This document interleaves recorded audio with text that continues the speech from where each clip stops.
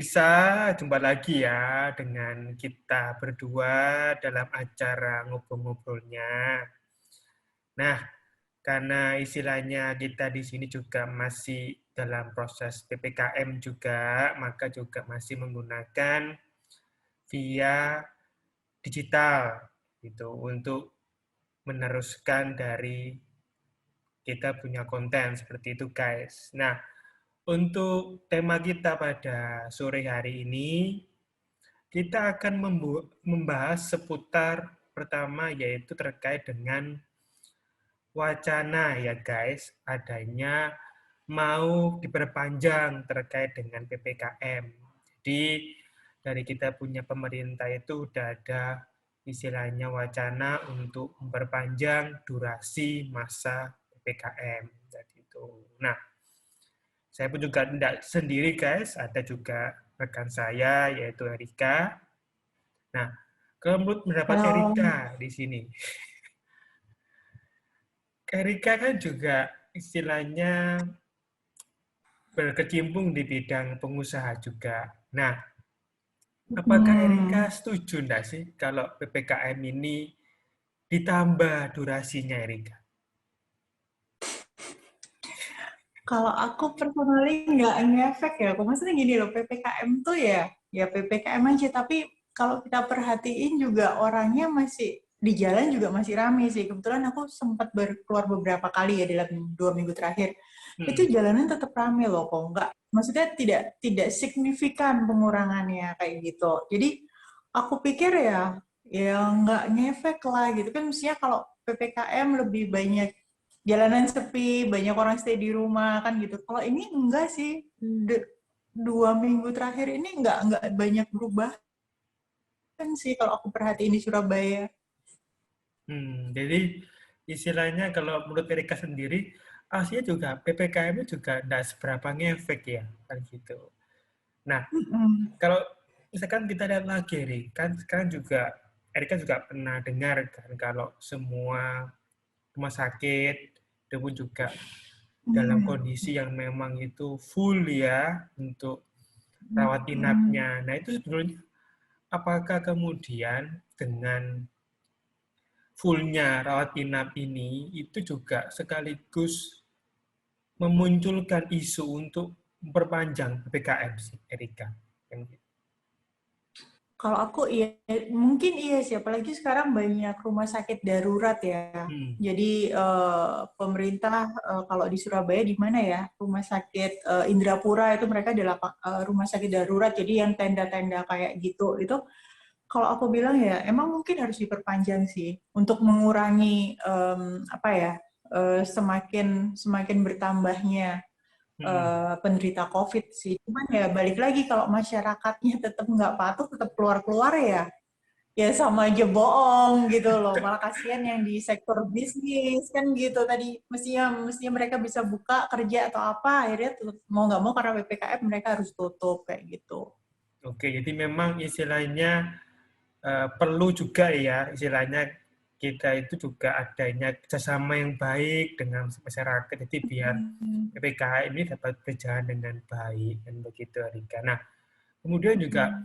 istilahnya juga sempat membaca itu ada beberapa seperti kelangkaan obat ya, sama tabung oksigen gitu, Hmm. Rika. Nah, sebetulnya memang istilahnya sangat-sangat urgent nggak sih Rika dengan adanya kelangkaan obat itu juga tabung oksigen juga memang ada yang bilang juga sulit didapat, terus belum lagi juga Hmm. ditambahi dengan rumah sakit yang untuk rawat inap juga udah full. Itu kemudian apakah juga menjadi salah satu alasan kita punya pemerintah itu mengadakan perpanjangan untuk waktu PPKM-nya?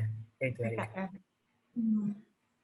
Iya sih kok kalau aku bilang sih emang kita kalau aku bilang ini kritis ya karena aku sendiri ngalamin beberapa minggu kemarin tuh sempat cari tabung oksigen buat temenku itu susah banget gitu loh di Hmm. Surabaya udah nggak ada akhirnya kita dapatnya itu di luar Surabaya kota kecil gitu loh di Jawa Timur akhirnya kita dapat itu dikirim dalam 1 hari itu pun dengan harga yang kalau waktu dulu sebelum urgent kayak gini mungkin harganya cuma sekitar 600-700-an. Kemarin kita bayar itu 2, sekian gitu. Jadi apa ya, harganya tuh udah nggak kira-kira. Kalau seandainya yang ini untuk yang masyarakat dengan harga 2 sekian itu lumayan loh gitu loh. Jadi aku pikir emang harus banyak yang dibenahin sih, distributor obat juga gitu. Itu sempat kosong di semua, termasuk distributornya sempat kita telepon itu kosong. Jadi kan gini, distributornya obatnya aja kosong, terus apalagi yang di apotek-apotek kan gitu loh. Berarti Iya, kan dia ya, ini memang pendistribusian atau mungkin jadi pabriknya nggak berjalan lancar kayak gitu. jadi memang istilahnya ya Rika, istilahnya sangat-sangat perlunya penertiban lagi ya terkait dengan obat-obatan, juga terkait dengan tabung oksigen yang memang sangat diperlukan untuk apa istilahnya dalam hal pasien yang memang menderita tadi itu. Karena kemudian kan juga ada misalkan ada sanksi itu ataupun denda yang sempat mungkin Erika juga tahu kan, misalkan ada pengusaha yang bandel tetap membuka Nah, pada saat PPKM itu gimana Erika istilahnya?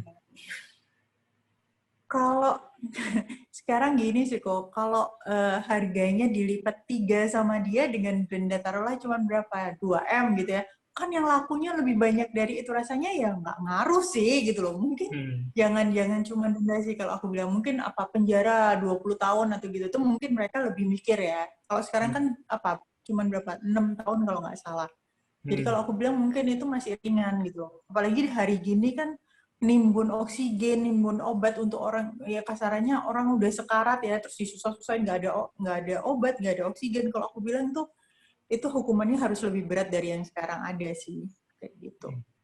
Jadi memang istilahnya lebih adanya punishment aja, jadi memang istilahnya buat pelanggar itu jadi biar ada efek jerahnya selain denda kan begitu. Nah, Iya, tapi iya. tapi kemudian kalau misalkan sekarang istilahnya PPKM ini kemudian diperpanjang ya, Rika. Apakah kemudian di sini itu justru bagi para pelaku bisnis itu malah bukan tambah megap-megap ya, tambah kesulitan.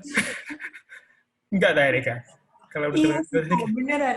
Kalau aku bilang yang paling kena ini mungkin di bisnis retail ya, karena mau nggak mau begitu PPKM mereka yang harus tutup kayak gitu. Jadi sedangkan gaji pegawai itu jalan terus, biaya operasional kayak mungkin mereka sewa toko, stand, atau listrik, air, telepon, dan lain-lain itu jalan terus gitu loh. Sedangkan income sudah dipastikan nggak ada kayak gitu. Ya, kalau aku bilang ya mungkin harus dipikirin lah gimana caranya supaya bisa ngelakuin PPKM tanpa terlalu apa ya, mungkin jam-jam operasionalnya sedikit dilonggarkan, maksudnya biasanya mungkin nggak boleh tutup gitu ya, akhirnya mereka boleh buka sampai jam 5 sore kayak gitu aja, atau gimana ya, aku sendiri bingung sih, masalahnya masyarakat Indonesia ini banyak elemennya ya. Jadi mau ya. ngomong gini nanti yang sana bilang nggak adil kan gitu. Jadi akhirnya ya aku bilang sih emang nggak gampang gitu loh. Cuman ya kita harus balik lagi, ini kita lagi pandemi gitu loh. Harus mau mengerti, saling bantu kayak gitu. Jadi memang istilahnya alangkah baiknya juga kita punya masyarakat juga bisa lebih mengerti ya di antara PPKM ini dengan kepentingan usaha. Tapi kemudian apa di sini PPKM ini agak sedikit berat sebelah ya. Karena kan memang di sini kan memang dia hanya sebatas mengurangi mobilitas dari kita punya masyarakat. Lalu kemudian dengan seiring kita punya perekonomian, kemudian juga hanya sebatas dikurangi. Cuma kan nggak ada semacam seperti stimulus gitu kan ya, Rika? Untuk apa namanya tolongannya kan begitu. Ada bansos sih kok, tapi nggak jelas juga maksudnya gini, bansos itu kemana, pendistribusiannya siapa aja yang terima itu juga nggak jelas sih. Karena pertama mungkin kita data di pemerintah kita juga nggak valid ya. Jadi untuk melakukan stimulus, bantuan sosial atau mungkin bantuan-bantuan lain itu nggak bisa merata, atau mungkin sasarannya akhirnya salah kayak gitu. Cuman ya balik lagi, kalau aku bilang sih jangan tanggung gitu loh. Kalau emang mau di lockdown, kasarannya ya di lockdown aja, di karantin, nggak boleh keluar, nggak boleh apa-apa. Itu kalau aku bilang lebih lebih efektif daripada yang dilakuin sekarang. Cuman balik lagi untuk melakukan karantina kan harus ada konsekuensinya. Salah satunya pemerintah harus support kebutuhan makanan seluruh penduduk yang di lockdown kayak gitu. Itu juga aku bilang sih mungkin pemerintah kita masih belum bisa seperti itu kayak gitu. Jadi memang istilahnya masih perlu banyak evaluasi lagi ya kalau terkait dengan Iya. istilahnya kalau memang kepingin di karantina ya saya jangan terlalu nanggung ya karantina aja, cuman ya memang harus siap dengan segala macam konsekuensinya terkait dengan pemenuhan kebutuhan dari masyarakatnya. Nah, lalu kemudian Erika juga masih memiliki kerabat kan di luar negeri kan begitu Erika. Nah, lalu sebetulnya apakah luar negeri juga memang pernah nggak sih memberikan pemberlakuan seperti PPKM ini sih Erika? Kalau PPKM sih nggak ada sih, adanya sih lockdown, langsung emang lockdown. Tapi habis itu balik lagi. Kebetulan kalau aku sih taunya di Australia. Kalau di Australia itu waktu awal-awal dikasih seminggu itu sekitar $750.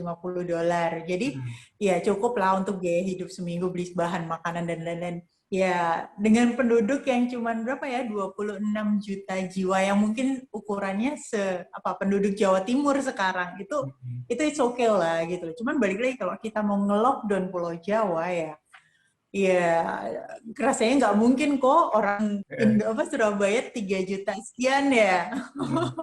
Jadi ya aku bilang sih nggak bisa sih, nggak bisa disamain kayak gitu. Cuman kalau emang di luar negeri sih emang adanya lockdown, nggak ada PPKM.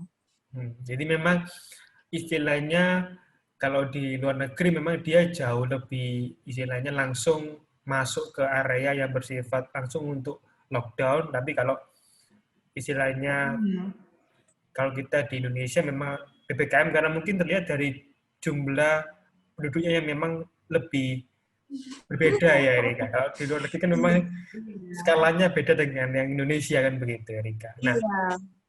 Kalau di luar negeri ada satu aja yang positif, kebetulan sempat beberapa kali di Perth tuh ada satu orang yang positif gitu ya, itu langsung di track down kok. Jadi waktu dia pulang dari kerja itu dia kemana? Dia ada pergi satu shopping mall untuk beli groceries gitu ya. Satu groceries itu di info jam sekian sampai jam sekian, yang di groceries ini tolong ke klinik terdekat kita ngelakuin PCR kayak gitu. Jadi massive trace-nya tuh massive banget gitu loh.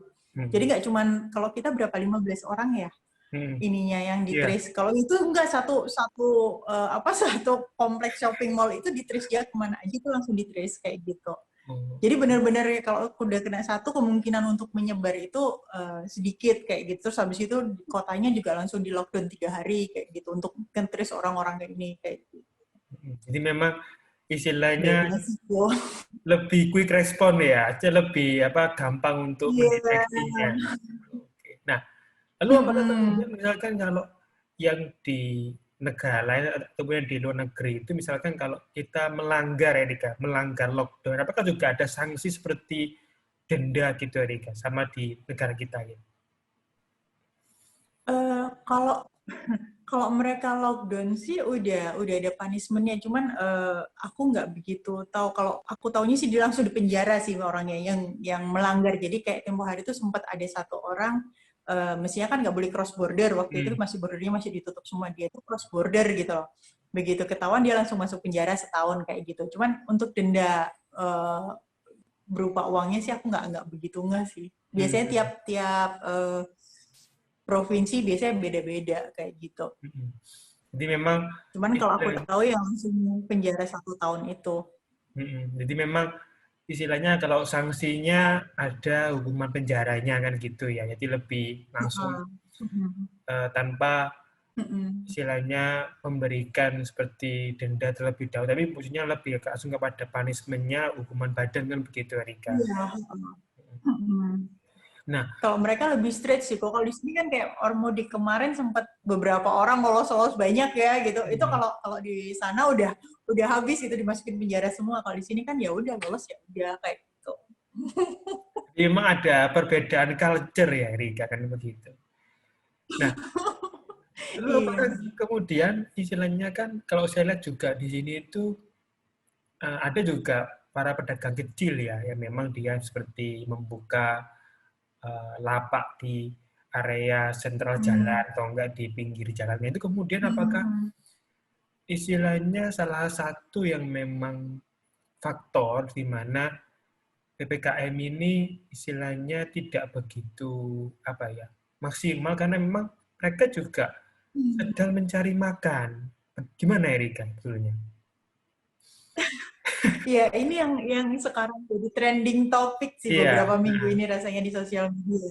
Karena balik lagi pemerintah emang tidak subsidi mereka, sedangkan kan namanya kebutuhan sehari-hari, makan, bayar listrik, bayar air, bayar telepon segala macam kan tetap berjalan gitu loh. Jadi mau nggak mau ya mereka dengan penghasilan per hari mau nggak mau ya emang harus harus jualan kayak gitu. Cuman ya uh, balik lagi sih aku bilang ya agak susah sih. Maksudnya ini dilema gitu buat negara kita. Karena di satu sisi ya seharusnya pemerintah bisa ngerti, mungkin mensubsidi yang kelihatan di depan mata ya. Jadi kayak begitu-begitu kan bisa dilihat tuh, oh yang di jalan ini yang orang jualan tuh ini bisa langsung oke, mulai PPKM besok kita subsidi orang yang ini kan pasti bisa gitu. Cuman aku sih personally nggak tahu gimana caranya untuk mereka follow up data ya. Kalau aku bilang sih mungkin big issue kita itu data.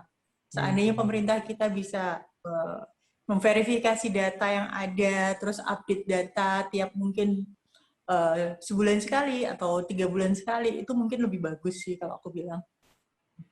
Jadi kalau misalkan si para pedagang yang membuka lapak di sentral Jawa kemudian kalau dikenakan denda itu apakah juga cukup sesuai tadi kan? Karena kan juga Berat sih kok. Orang mereka jualan buat ya itu balik lagi ini kayak yang kita diskusi minggu kemarin udah gelandangan terus habis itu didenda lagi kan itu kan sedikit nggak masuk akal. Apalagi aku perhatiin kan kalau yang didenda ini lumayan besar untuk pedagang kaki lima dengan harga yang kemarin sempat rame apa yang bubur itu berapa 5 juta kalau nggak salah. Ya untuk mereka 5 juta itu banyak loh. Sehari belum tentu mereka dapat omset 5 juta kan gitu. Itu sedikit yang apa ya mungkin untuk efek jerahnya it's okay cuman untuk kemanusiaan sisi kemanusiaannya kok rasanya kok nggak pas ya gitu loh. jadi Tapi memang balik lagi untuk warga Indonesia kan emang agak susah ya harus dikasih sedikit represif untuk mereka mau patuh dengan peraturan kan kayak gitu. jadi memang istilahnya agak serba dilema ya kalau memang nggak dikasih sanksi yang tegas juga. Pertama ini apakah mereka juga nggak jerah. Tapi kalau memang dikasih sanksi tegas Iya. juga iya, kalau denda saya juga sepakat sih agak kurang begitu setuju. Karena satu, mereka loh cuman berapa untuk keuntungannya, sedangkan itu dendanya sudah cukup Iya. besar. Kan kasihan, itu memang ada sedikit apa ya, ke kurang balance lah untuk sisi aturannya kan begitu. Nah, lalu Iya. kemudian kalau misalkan ini PPKM itu jadi Erika diperpanjang, menurut pendapat Hmm. Erika, efeknya gimana Erika? Eh, itu sih yang sempat jadi pemikiran dalam minggu ini Iya. karena terus terang angka crime di Surabaya sudah mulai tuh kok maksudnya orang yang pencurian kayak gitu tuh sudah mulai marak lagi di Surabaya kayak gitu. Aku kemarin sempat sempat dapat WhatsApp dari temanku yang ada pencuri masuk, nggak sempat ngambil apa-apa sih, cuman udah keburu kena CCTV apa segala macam, cuman ya maksudnya hari ini berarti kan sudah mulai gitu loh untuk hal-hal seperti itu. Jadi kalau aku bilang semakin diperpanjang itu rasanya nanti yang bergejolak pasti yang di bawah kayak gitu karena yang kena imbas langsung pasti mereka. Kalau yang middle sama yang di atas mungkin masih ada tabungan lah meskipun mungkin udah nggak banyak ya tapi mereka masih punya tabungan untuk sehari-hari jadi mereka nggak terlalu bingung untuk makan apa segala macam. Jadi memang Gitu. istilahnya untuk kekhawatiran memang dampaknya kepada crime yang meningkat. Jadi tingkat kejahatannya Iya. akan semakin tinggi kan begitu Erika, dengan tidak adanya istilahnya ada itu dengan adanya penutupan berarti logikanya memang dia kalau saya tidak kerja gimana dong untuk makan akhirnya untuk tindak berbuat jahatnya mungkin agak lebih tinggi kan begitu Erika ya, kan begitu. Iya. Heeh.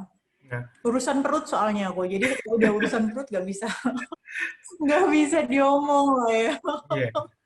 Nah, lalu kemudian kalau sebetulnya kalau menurut pendapat Erika sendiri untuk PPKM itu yang ideal itu gimana sih Erika? Untuk sanksinya aja. Karena kan ada denda, ada juga hukuman badan. Yang kalau menurut pendapat Erika sendiri yang paling ideal itu untuk sanksi PPKM ini apa sih sebetulnya? Kalau aku bilang sanksinya mungkin lebih apa ya? Mungkin ada grade-nya aku. Maksudnya jangan langsung dipukul rata, langsung kalau pelanggaran ini langsung denda berapa 5 juta atau 1 juta, jangan gitu sih. Mungkin bisa di apa dikategorikan lagi dia seperti apa. Kalau cuman penjual apa penjajah kaki lima kan ya berapa sih gitu loh, belum tentu juga ya kalau pas lagi kena disidak dia sudah ada yang laku, jangan-jangan baru buka lapak udah disidak kan gitu. Iya.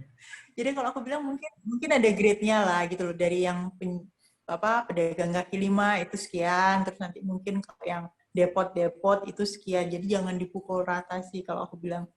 Jadi memang Gitu. alangkah baiknya juga untuk dari sisi sanksi itu ada sedikit perbaikan ya. Jadi istilahnya ada tingkatan pelanggaran dan itu pun juga dipergunakan buat jenis pelanggarnya siapa aja kan begitu. Jadi nggak sampai terlalu memberatkan. Apalagi kalau dari sisi finansial juga memang sih terlalu apa ya membebani lah. Karena kan juga istilahnya kan pelaku usaha kecil kan gitu Erika. Oke. Nah Iya. untuk konklusinya ini, kesimpulannya dari Erika apa untuk topik kita pada sore hari ini? Kalau aku bilang sih jangan PPKM, langsung aja lockdown, kasihan rakyatnya. Dan kalau diperpanjang juga harus dipikirin lagi yang rakyat yang di bawah, karena mereka cari penghasilan tuh daily per hari gitu loh. Mereka punya income tuh per hari. Kalau mereka nggak kerja sehari ya belum tentu mereka bisa besoknya bisa makan kayak gitu sih kok. Kalau dari saya pribadi, untuk sarannya atau kesimpulannya guys ya, istilahnya untuk PPKM ini memang alangkah baiknya juga lebih banyak dikaji lagi karena istilahnya banyak sekali sih istilahnya berbagai macam permasalahan yang timbul sejak adanya PPKM ini dari mulai denda dan segala macam. Jadi alangkah baiknya regulasi juga perlu dilengkapi lagi dari mulai tadi itu adanya sanksi yang memang itu lebih jelas ya baik buat siapa. Jadi biar di sini nggak sampai semua orang itu terpukul rata dengan sanksi yang sama. Jadi biar nggak satu memberatkan juga bagi mereka yang khususnya pelaku usaha kecil. Seperti itu guys. Oke. Untuk sore hari ini. Dan bagi yang sudah nonton, jangan lupa ya istilahnya komen, like, dan subscribe. Sampai jumpa di edisi yang berikutnya ya guys. Sore.